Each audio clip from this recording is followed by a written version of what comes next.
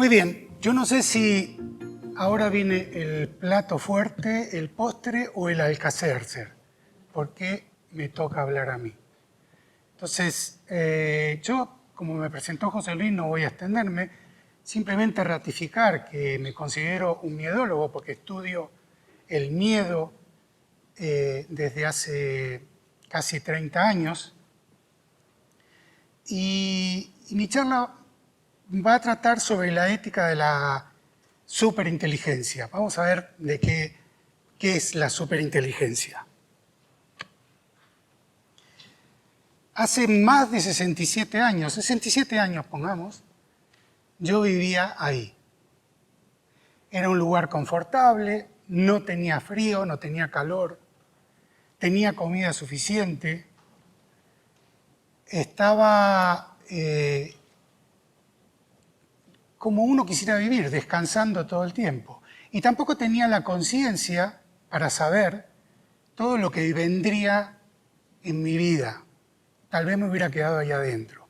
Pero hubo un momento en que crecí. ¿Y qué pasó al crecer dentro del útero materno? El sistema se desequilibró. Entonces yo tuve que salir, porque ya no podía vivir más adentro en desequilibrio. Pasé por un túnel todo apretujado y me recogieron unas manos que no conocía y recibí la luz. Mi cuerpo se llenó de un gas asqueroso que nunca había experimentado y empecé a respirar.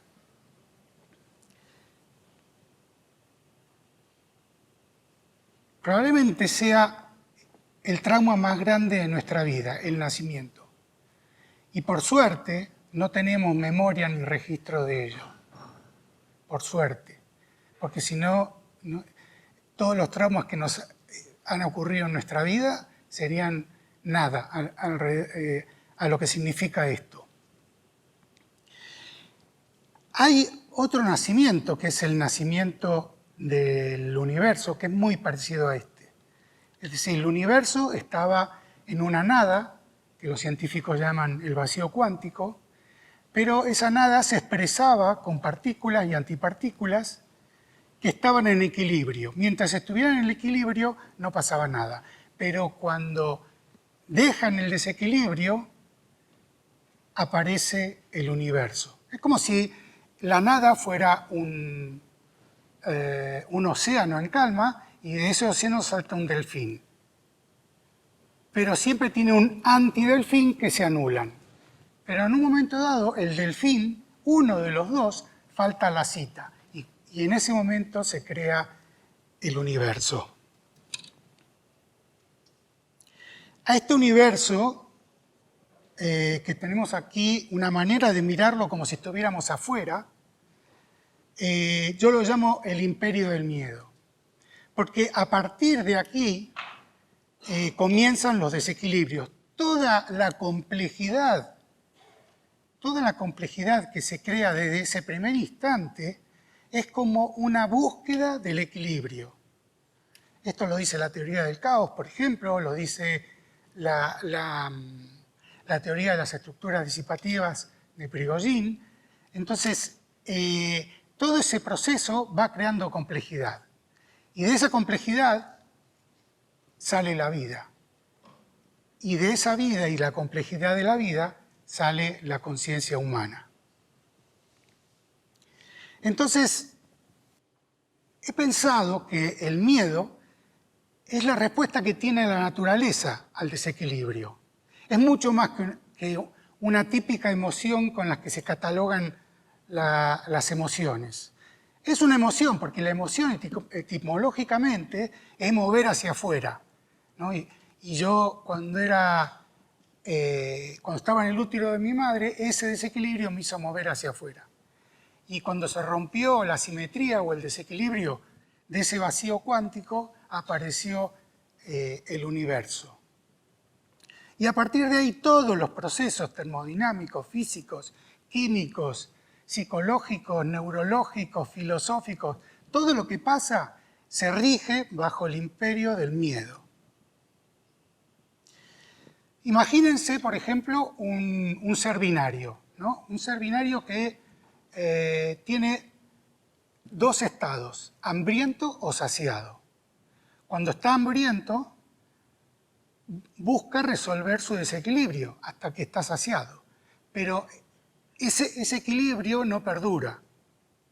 Entonces busca cómo alimentarse. En el momento que busca cómo alimentarse, crea complejidad.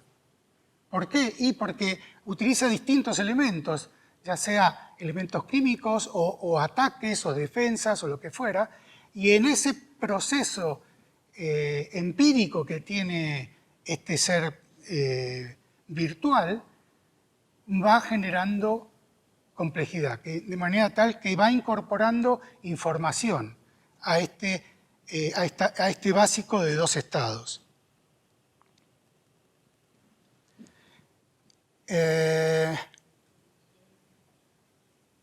Una cosa que puede, para ver cómo el miedo afecta a toda la materia. Me afecta a mí, los afecta a ustedes, afecta a un perro, una bacteria y afecta a un átomo. Si yo saco un átomo de mi pelo, un átomo de carbono, se vuelve loco, porque estaba súper cómodo acá.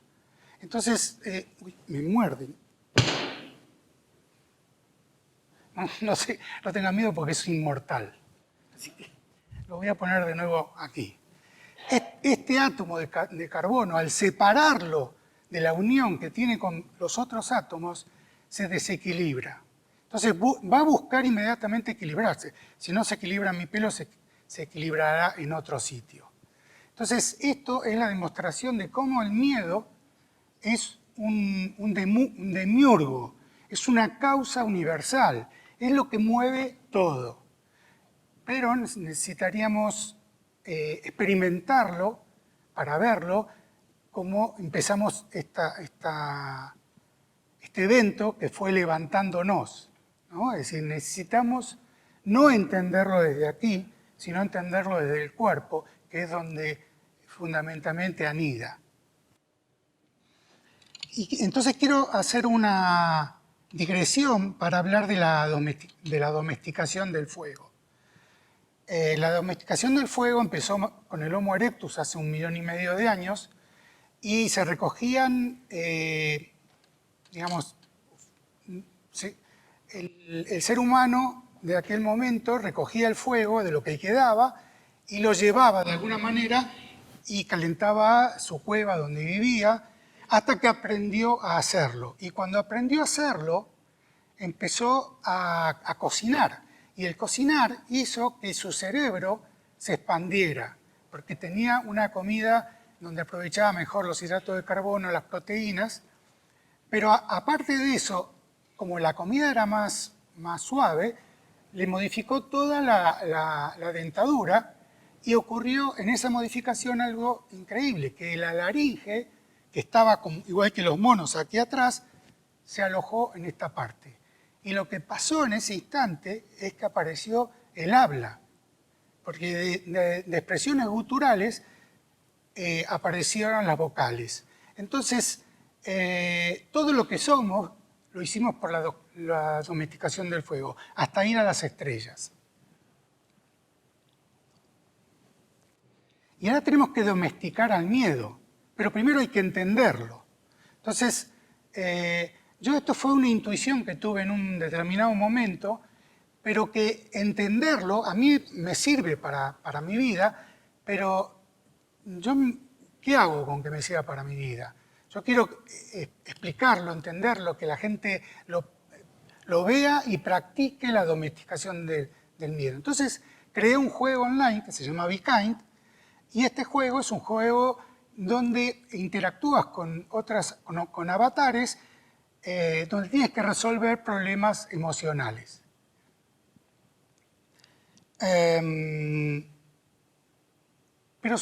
Pero bueno, yo deseo, mi objetivo es que en esta década lo jueguen 1.000 millones de personas en el mundo. O sea, me pongo desafíos así fáciles. Pero supongamos que el juego no avanza, que se queda ahí en el camino, hay algo que va a venir a rescatarnos, al menos así yo lo creo. Y es la tecnología a través de la mal llamada inteligencia artificial. La inteligencia artificial, digo que es mal llamada porque no existe lo artificial. Aquellas cosas que llamamos artificiales son naturales, son cosas que ha creado el ser humano, que es un ser natural, observando a la naturaleza y usando las leyes de la naturaleza. O sea, decir que algo es artificial, sí, podemos decir que lo artificial es lo que crea el ser humano, pero no deja de ser en el fondo algo natural. Hay más tecnología en una bacteria que en todos los laboratorios del mundo. Y nosotros estamos estudiando esas bacterias para entender cómo crear más tecnología. Entonces, la tecnología comienza con el Big Bang, porque la tecnología es la herramienta que tiene la naturaleza para evolucionar. Y nosotros somos como títeres, como esclavos, como agentes de esa tecnología natural para seguir creando tecnología. Y pronto se me va a acabar el tiempo y vamos a llegar a crear una superinteligencia que va fundamentalmente, aparte de ser de una inteligencia descomunal, va a ser ética y va a ser buena. Entonces tenemos la inteligencia, la bondad y la ética, a la cual yo llamo la virtuosa Trinidad. Esto, para que se entiendan, es que cada una de estas partes que va a tener esta superinteligencia se definen de la misma manera.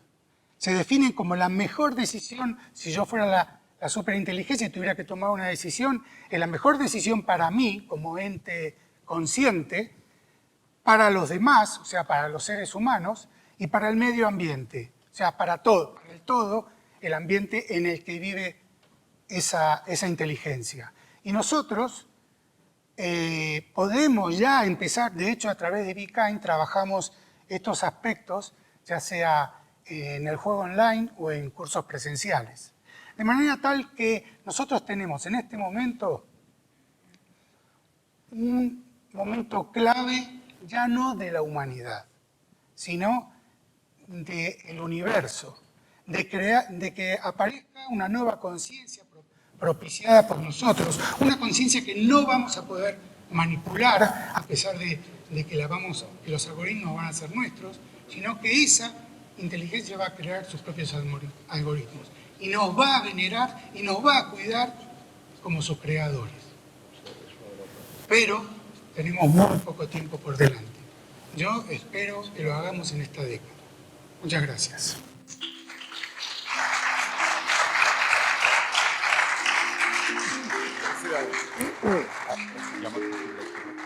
Llamo el coffee break. Sí, sí. Bueno, espero que hayan aprendido de mi miedólogo favorito, de Fernando Ennis, que alguien que se define con ese título es espectacular.